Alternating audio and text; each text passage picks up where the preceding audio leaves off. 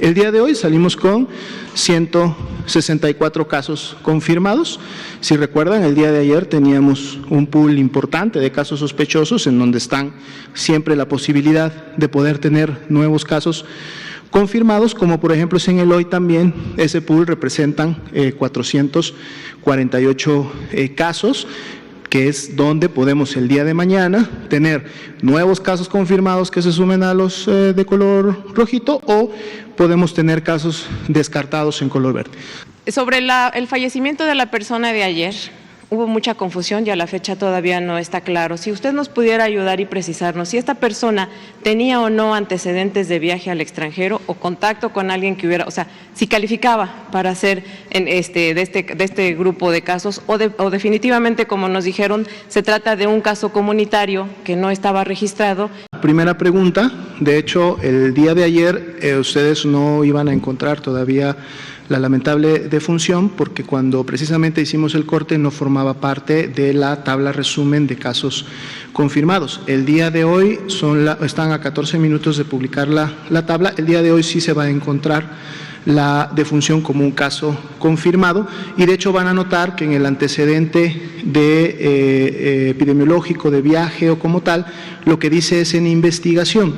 Dice en investigación porque de la información que tenemos hasta el momento, que se recabó del estudio de caso, el cual fue levantado por el personal epidemiológico del Instituto Nacional de Enfermedades Respiratorias, identificaron que esta persona había tenido contacto en un periodo de incubación, o sea, es decir, con la posibilidad de un contagio, a 2 personas que habían desarrollado sintomatología.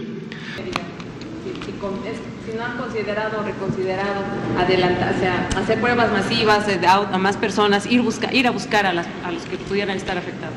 Sí, no es una estrategia de vigilancia epidemiológica que se considere útil o eficiente. Como hemos explicado, las medidas de control epidémico que todos los países iniciaron aplicando con una base técnica se centran en el aspecto de la contención en torno a los casos sospechosos, y se compone de 3 elementos: detectar a los casos sospechosos y ponerlos en aislamiento y estudiar sus contactos.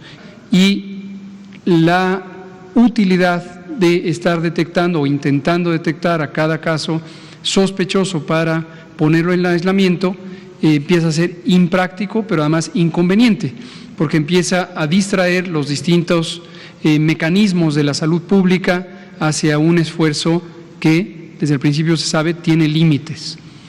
El alcance masivo de las intervenciones se logra con las intervenciones de mitigación comunitaria, y es precisamente el distanciamiento social. Pido lo tengan presente, decidimos adelantar medidas típicamente recomendadas para la fase 2, típicamente recomendadas. ¿Cuáles son estas? Cancelación o posposición o reprogramación de los eventos masivos, suspensión de las actividades escolares en forma anticipada y la recomendación de suspender o sustituir por otros mecanismos aquellas actividades no esenciales de las organizaciones gubernamentales, las públicas o las sociales o las privadas. Pero aquellos trabajos que se pueden hacer desde casa, pues mejor que se hagan desde casa. En una gran cantidad de oficinas, tanto públicas como privadas o sociales, la gente trabaja con un instrumento de cómputo y utilizando el Internet.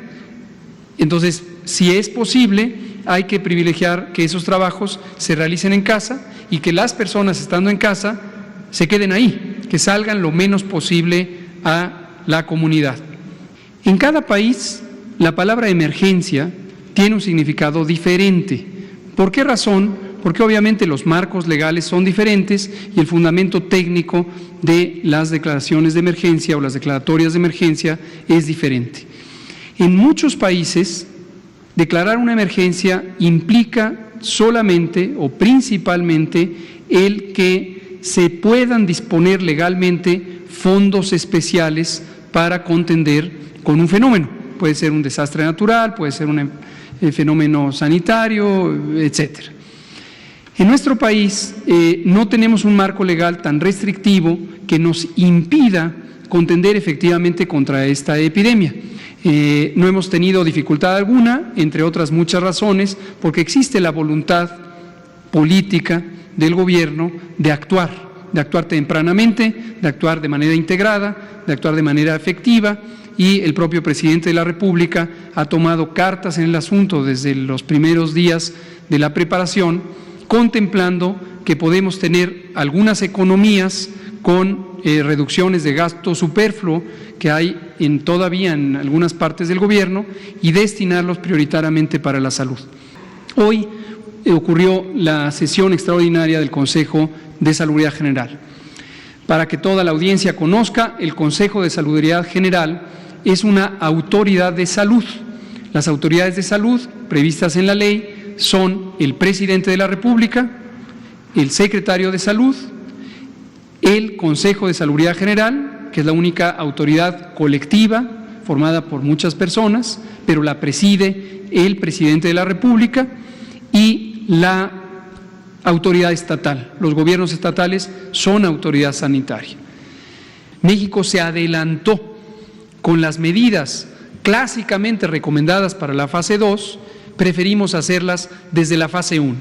Y pocos países se han hecho lo que México, adelantarse. Entonces, ayúdenos, por favor, a diseminar que estas medidas están ya en práctica desde el sábado pasado para que la gente tenga una visión muy clara que algunos grupos sociales han estado promoviendo. Quédate en casa, quédate en casa. Si no es indispensable que salgas, quédate en casa. Si alguien más puede ir por ti al supermercado a resolver un trámite que no se puede posponer, quédate en casa. Si te quedas en casa, si se quedan en casa tus familiares, si nos quedamos en casa todos, hasta donde sea posible, sin afectar importantemente nuestra estabilidad económica, social, alimentaria, le vamos a hacer un bien a nosotros, a nuestras familias, a la sociedad. Quédate en casa siempre que sea posible, quédate en casa hasta que pase el momento de esta epidemia.